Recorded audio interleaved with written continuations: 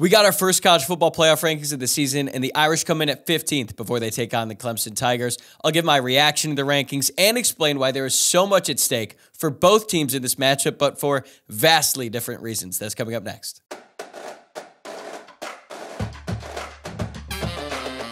You are Locked On Irish, your daily podcast on the Notre Dame Fighting Irish. Part of the Locked On Podcast Network, your team every day. What's up? Welcome to Locked On Irish, your daily Notre Dame podcast. Today is Wednesday, November 1st, so I hope you enjoyed a great Halloween. Hopefully you got some good candy and your house didn't get egged, but most of all, I want to thank you for making this your first listen of the day. I'm your host, Tyler Wojciak. I'm a Notre Dame alum and a producer covering college football for Fox Sports. And today's episode is brought to you by FanDuel. Make every moment more. Right now, new customers get $150 in bonus bets with any winning $5 moneyline bet. That's $150 if your team wins. Visit FanDuel.com/lockedon to get started. Loaded show for you today. The Irish head to Clemson on Saturday, and I'll do my full preview of that game, including what's at stake, my scouting report of the Tigers, keys to the game, and, of course, some predictions at the end. But we've got to start with the most important thing going on in the college football world right now, and that is the first college football playoff rankings of the 2023 season. They were released on Tuesday night, and Notre Dame came in at 15th. They were the second highest ranked team with 2 losses. I was a little bit surprised at how low they were, just given the fact that they were 12th in the AP poll. I thought maybe they'd be somewhere closer to that. But then when I looked at the whole list there, seeing Notre Dame come in at 15th wasn't that really surprising. And I can't really be upset about that number. I'm sure that there's going to be some fans out there who think they should be ranked higher. And maybe they are better than 15th. But looking at their resume, they lack a big win.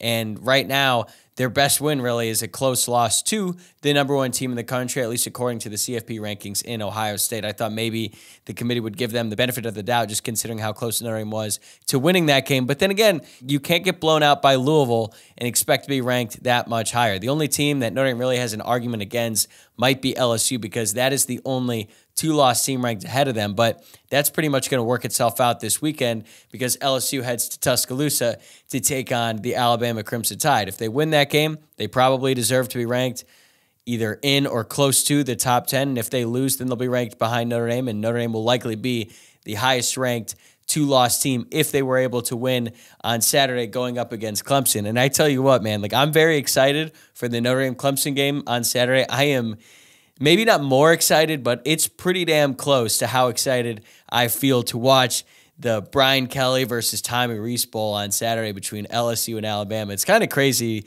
considering how many connections there are between Notre Dame and LSU and Alabama in that one. But the chess match between Tommy and Brian Kelly is going to be something I cannot wait to see. So what does Notre Dame's ranking mean for the Clemson game? I think even though they're outside of the top 12, which is where they need to be in order to qualify for the New Year's Six, I think that their path to a New Year's Six bowl is still clear, because carnage is going to happen in front of them. Teams are going to lose. There's going to be one top 12 matchup this weekend between Georgia and Missouri. I'm assuming Georgia's going to smack Missouri, and then Missouri's going to fall out, so Notre Dame could take their place. And then LSU, Alabama, if Alabama beats them, then LSU is out. So things are going to happen. Notre Dame is going to continue to move up if they handle their business, but that's the most important thing for Notre Dame. They have to handle their business. They have to win out. The 3 teams left on the schedule between Clemson, Wake Forest, and Stanford have a 10-14 record, but each one of those teams is a little bit feisty, and I think it's not going to be a cakewalk for Notre Dame to win out. And that's a big reason why Notre Dame is only favored by 3 right now on FanDuel. Clemson's a good team. They're not a super well-balanced team. The defense is far superior than the offense, but you could kind of say that about Notre Dame overall this season. Kickoff is going to be at noon Eastern on ABC. Sean McDonough and Greg McElroy will be on the call. And I mentioned Notre Dame's favored by 3. On FanDuel right now, the total is 45, so Vegas is projecting Notre Dame to win 24-21. While it's great that they're projecting Notre Dame to win, a 24-21 game would likely be a really close one and take us down to the wire, and our heart rate is going to be through the roof. And it's sort of unfortunate for Notre Dame, because it's not like I don't want to say a lose-lose situation, because that's a little bit disrespectful to Clemson, but if you beat Clemson, to the outside world, it's like, oh, congrats, you beat a 4-4 Clemson team. Who cares? But if you lose to them, that's really bad loss. And the best case scenario for Notre Dame is a 9-3 season. That would be pretty disappointing, especially considering where Notre Dame was at just before that Ohio State game when we're thinking college football playoff, potentially even national championship. So there's still a lot at stake for Notre Dame. They have to win out, and this is the toughest game left on the schedule. And I'm a little bit concerned about how Notre Dame has fared in true road games this season. I don't really count the Navy game in Dublin as a road game, even though it was literally in Europe. That was a Notre Dame home game crowd for that one. I was there and enjoyed every bit of that game. And even in that NC State game, when Notre Dame ended up running away with it at the end there, they struggled a little bit at the beginning. So I don't expect Notre Dame to come out clicking on all cylinders on this one. I think there's a lot at stake for Clemson too. So they're going to be ready to play in this one. Their season has already been a huge disappointment, and frankly, it's on the brink of disaster. If Notre Dame were to go out there and beat Clemson and they beat them pretty easily, things are going to get bad worse there in Clemson, South Carolina. Dabo Swinney, their head coach, already lost his cool on his radio show on Monday this week. A bunch of people were asking me if that was me calling in because the guy's name was Tyler, and he said he was from Spartanburg, and he questioned why Dabo Swinney makes as much money as he does. For reference, Dabo makes $11.5 million a year, and Tyler from Spartanburg was very rude. He's pretty arrogant. I thought his tone was way off. So honestly, credit to Dabo for even letting him finish the question before he just fired back in a big way and sort of eviscerated him. He said, amongst other things, that he doesn't care about the money that he makes, which is obviously not true. But he said he worked his ass off going from the lowest paid college football coach to one of the highest, and he got 2 national championships for Clemson. So I actually kind of side with Team Dabo on that one just because Clemson football was basically nothing for decades up until Dabo Swinney came in, and then he turned them into one of the best college football programs in the country for most of the past decade. And yeah, things have gone south lately, and it really all started once Notre Dame smacked them in Notre Dame Stadium last year. But I still think Dabo Swinney's a good coach. And I look at this game similar to the way I looked at when Notre Dame was playing USC. Like, everything seemed really down. Notre Dame's season it just was on the brink of disaster, much like Clemson is now. And even though Clemson has more losses, I think that they benefit from the fact that they play Notre Dame this weekend, coming off a tough loss to NC State, which is a really bad loss. Like, NC State is not a good team, obviously, but now they have a big game coming up this weekend at home that they can get ready for, and it could sort of turn things around for them in the locker room, the national perception of the team. Like, they could really benefit from a win like this, even though it doesn't result in a New Year's Six Bowl or college football playoff or anything like that. So I think it's going to be a really tough game for Notre Dame. It's going to take everything out of that entire team, coaching staff, everyone involved, to go on the road and get a W this weekend. So coming up next, we're going to take a look at what the Clemson Tigers bring to the table and why I think that there's a lot more talent on that team than their record suggests. Score early this NFL season with FanDuel, America's #1 sportsbook. Right now, new customers get $150 in bonus bets with any winning $5 moneyline bet. That's $150 if your team wins. If you've been thinking about joining FanDuel, there's no better time to get on the action because the app is so easy to use. There's a wide range of betting options, including spreads, player props, over-unders, and more. I gave out my pick in yesterday's show. I'm sticking with the Steelers -3 against the Tennessee Titans on the Thursday night football game. So I think the Pittsburgh Steelers are going to get that win at home. I know that the Titans look pretty good with Will Levis at quarterback. He threw 4 touchdowns in that one, but still, the Steelers at home at night in prime time, I think that defense is going to give anyone fits, let alone a rookie quarterback for the Tennessee Titans. So visit FanDuel.com/LockedOn and kick off the NFL season. That's FanDuel.com/LockedOn. FanDuel, an official partner of the NFL.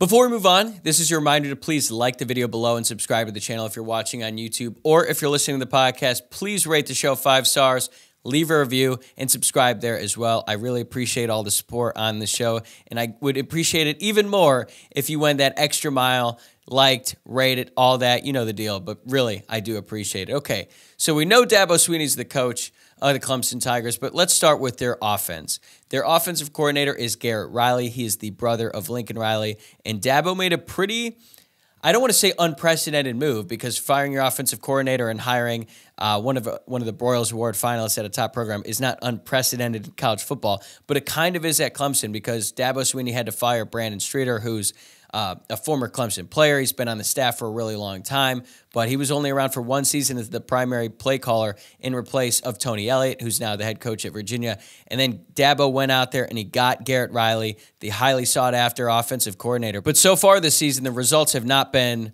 what Clemson fans expected, especially, and also college football overall. Like, I expected this Clemson offense to take off this season with Garrett Riley at the helm and Cade Klubnik at quarterback, but they are about exactly the same as they were last year. So in 2022, they finished with 28.8 points per game, which was 63rd in the country. And right now, they're averaging 28.8 points per game, which is actually 64th in the country. So in a way, they're going backwards with Garrett Riley. That doesn't make a ton of sense. They're only averaging 5.5 yards per play. That's 79th in the country. A big part of the problem here is their offensive line is bad, and they simply just don't have the skill players that you're accustomed to seeing from Clemson during the Dabo Swinney. Like, we all watched that Notre Dame Clemson game back in 2018 when Justin Ross, a true freshman at the time, came in and just destroyed Notre Dame. And there were so many other great Clemson wide receivers like T. Higgins. They were wide receiver U there for a little bit where they just bring in new guys and they were studs and they would just take over games and there's really nothing you could do about it.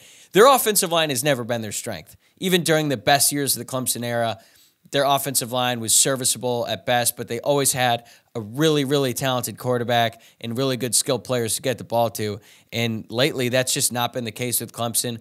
Will Shipley is their starting running back, a name Notre Dame fans know very well because Notre Dame recruited him harder than pretty much any other player I can remember, at least in the past decade. That was under the Brian Kelly era, Lance Taylor, Tommy Rees, Brian Kelly. They were all recruiting him so hard, and he was actually the only running back they were recruiting at the time. But things worked out for Notre Dame because once Will Shipley decided he was going to go to Clemson, Notre Dame ended up with Audric Estime and Logan Diggs in that class. So things worked out for both parties, but it seems like Will Shipley's status for the game on Saturday is a little bit up in the air right now. He took a nasty hit in that loss to NC State. He was trying to fight and claw for the extra yard, as he so often does because he's such a tough runner and he's very fast.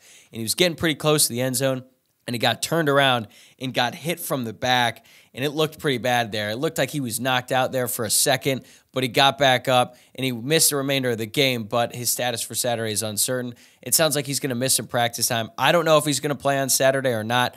I'm guessing that he's probably not going to play, considering it would be a week from a game in which he looked like he was unconscious on the field. It would be, a little risky, one, to play him, and then also, two, the public perception of a move like that in the modern era. Like, I think a lot of people would have questions about that. But even if Will Shipley does not play, Phil Maffa, the backup running back, is serviceable. He's got 439 rush yards on the year, 6 touchdowns. He's a bit of a bruiser. He doesn't have the same speed or athleticism as Will Shipley does, but he can definitely beat you, and Notre Dame is going to have to keep an eye out for him. But let's get back to the quarterback here, Cade Klubnik. He has really struggled since he became the starter. His development, or lack thereof, I should say, has been shocking under Garrett Riley, because going into the season, I picked Notre Dame to go 11-1 with the lone loss being to Clemson. I just assumed that Cade Klubnik would live up to the 5-star potential that he had when he was a 5-star recruit, especially with Garrett Riley sort of leading the way there. I mean, Garrett Riley turned Max Duggan into a Heisman finalist at TCU, and Max Duggan wasn't even supposed to start last year for the Horned Frogs, and then he ends up in New York there. So I figured Riley would be able to elevate Klubnik's game to the next level, and that really just has not been the case. He's very indecisive. He's been prone to turnovers so far in the year.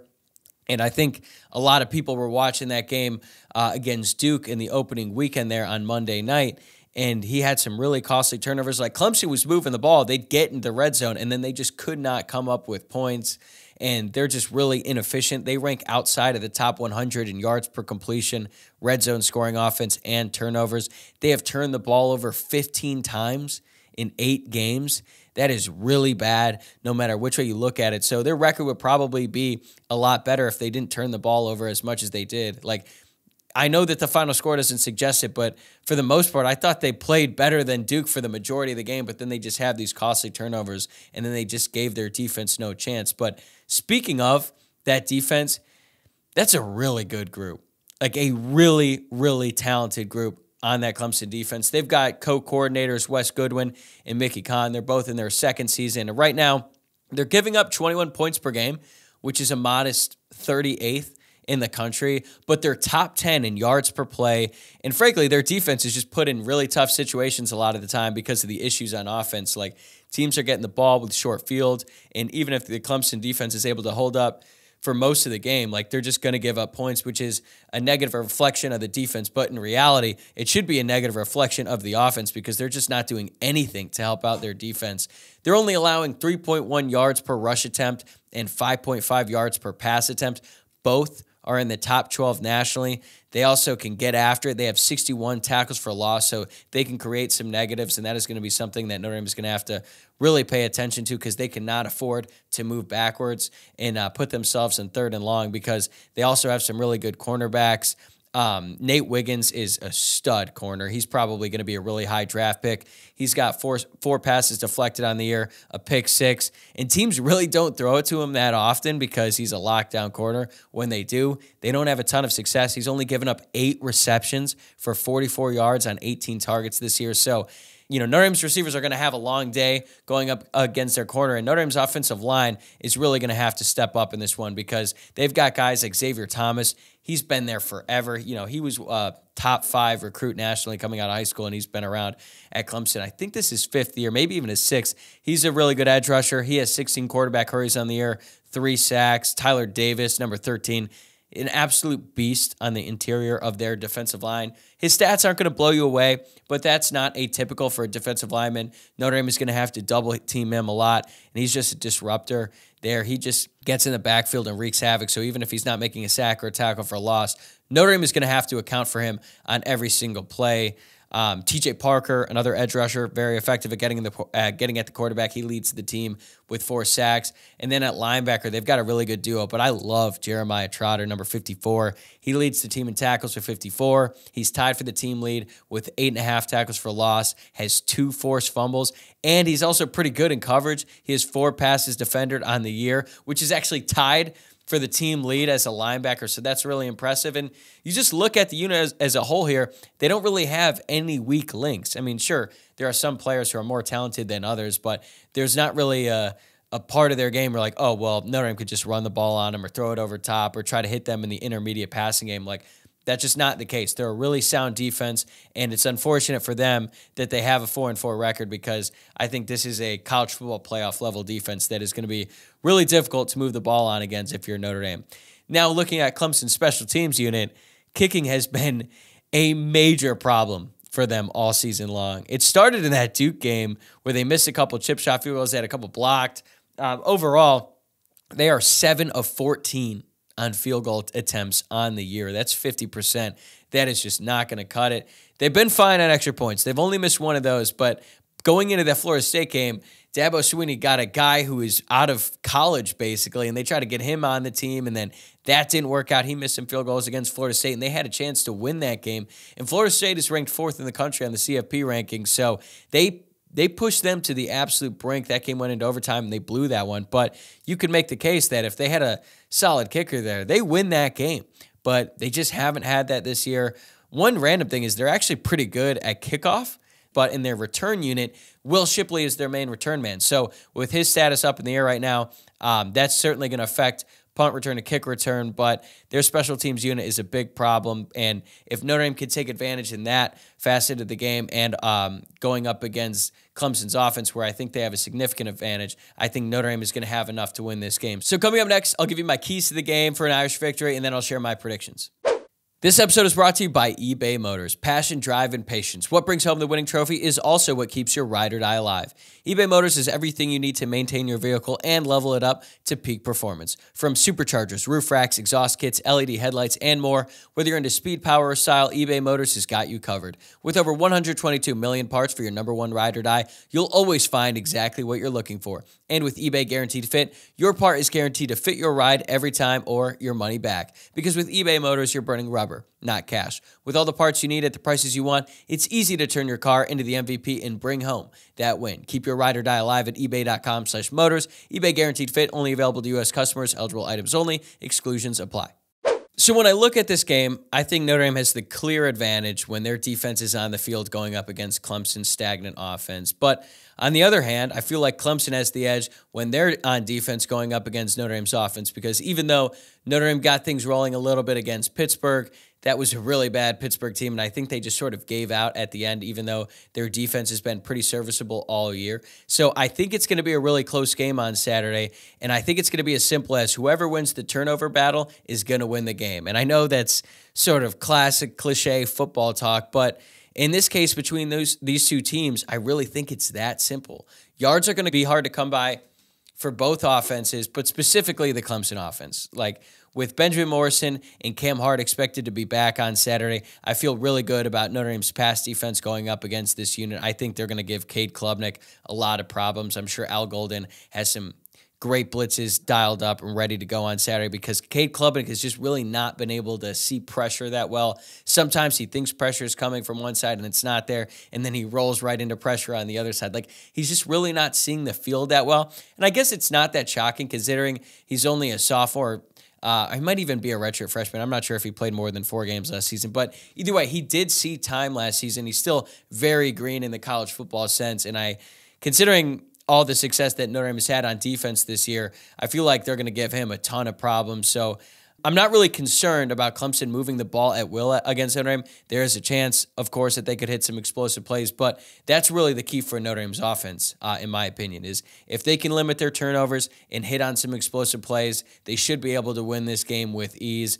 I don't expect Notre Dame to be able to run the ball consistently against this group, and I know that might sound crazy considering the success that Notre Dame had last year against Clemson. I just think that this Clemson team is too prideful to let that happen again. I'm sure that Dabo and the coaching staff has been playing that up a lot, and there's some veterans on this group. It's just really hard to dominate a team like that twice, especially when they have really good players. And the way that Notre Dame's offensive line played in that game last year in 2022, we have not seen from this Notre Dame offensive line unit at all in 2023. They've had good moments, but they haven't had a truly dominant performance like that, where they just imposed their will on the defensive line and the linebackers like they did in 2022 against Clemson. Could that all change on Saturday? Maybe. I'm certainly not ruling it out. But given the fact that it's on the road going up against a good defense, I think that Clemson's defense is going to get a little revenge to some extent because of what happened last year. I don't think it's going to be a dominant performance by them by any stretch. I think Notre Dame could realistically still win that battle. It just won't be as dominant as it was last season. So with that being said, Notre Dame is going to have to hit on some explosive plays downfield.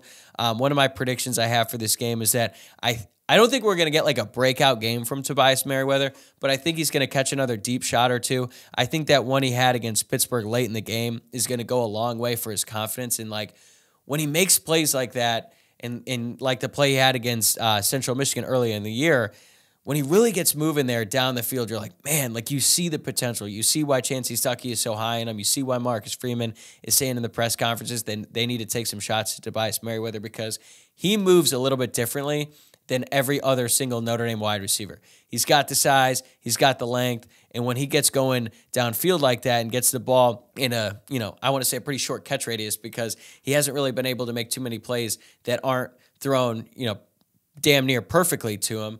I just think that when he has that opportunity, he's really going to excel, and I'm hopeful that on Saturday, Notre Dame finds a way to get him maybe in a mismatch. If they run him out of the slot position, maybe they can get him on a safety, he can catch a pass downfield. But I think plays like that, whether it's Tobias Merriweather or Rico Flores or maybe even Jaden Thomas if he's healthy this weekend, those are going to be the plays that decide the game. Limit turnovers, limit the explosive plays when Notre Dame's on defense, and try to get a few deep shots when Notre Dame's on offense. I think those are going to be the keys to the game for Notre Dame to win. Because if they win the turnover battle in this one, I would be absolutely shocked if they lose this, because I just don't think Clemson's offense is going to be able to do enough to put up points consistently. So for my score prediction, I'm taking Notre Dame to win 27-17. I think it'll be a struggle, but I think untimely turnovers on the behalf of Clemson will hurt them in the end. And I just look at this game as a take care of business moment for Notre Dame. It's going to be tough. It's not going to be easy. You're going to be going on the road. You're going to be going up against a team who's desperate, who has nothing to lose. And more often than not, a team or a person with nothing to lose is the most dangerous person you can encounter. So it's going to be an uphill battle for Notre Dame. But in the end, I just think they're the better team. And I think that they're going to showcase that throughout the game, and they're going to impose their will on them at the end. Wojciak will hopefully be able to lean on that defense and get some more yardage there at the end, and I think that'll be the difference. They're going to sort of break the dam for Clemson, and then Clemson will have a losing record for the first time in over a decade, which is crazy to think about. And then if Notre Dame were to get this win on Saturday, especially a win by double digits, even if it's just 10 points, I think that is going to go a long way in how we look at this team and look at this season. So I like the Irish on Saturday, but I do think that we're in for another long battle, much different than what we had on Saturday when Notre Dame absolutely smoked Pittsburgh from the opening gun. All right, that's going to do it for me today. Thanks again for making this your first listen of the day. Right now, we got a big guest scheduled to come on the show tomorrow. We're going to talk more about the Clemson game, talk about the Notre Dame season as a whole. You won't want to miss it, I promise. So make sure that you've subscribed to the show on YouTube or wherever you listen to the podcast. That way, as soon as the show is up, it'll download right onto your feed. Also, you can give us a follow on Twitter, at LOCKEDON Irish, on Instagram at LOCKEDON Irish Pod. And my personal Twitter account is at Tyler, WOJCIAK. Same time, same place tomorrow. See you then.